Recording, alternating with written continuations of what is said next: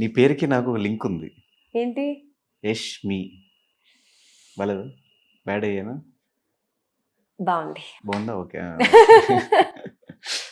యష్మి అంట. So previous కంటెస్టెంట్స్లో who is your Yes. Favourite contestant?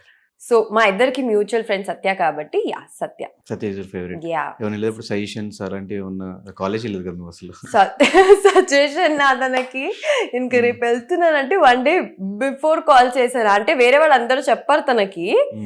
నేను ఎందుకు కాల్ చేయలేదంటే ఫస్ట్ ఆఫ్ ఆల్ నేను తనకు సర్ప్రైజ్ ఇద్దాం అనుకున్నా, కానీ అది నోవేర్ సర్ప్రైజ్ అవ్వలేదు. తనకి తిట్టింది ఇన్ఫాక్ట్, అరే నువ్వు ఇప్పుడు కాల్ చేసి చెప్తున్నావు, నాకు తెలుసు నువ్వు లోపలికి వెళ్తున్నావు అని.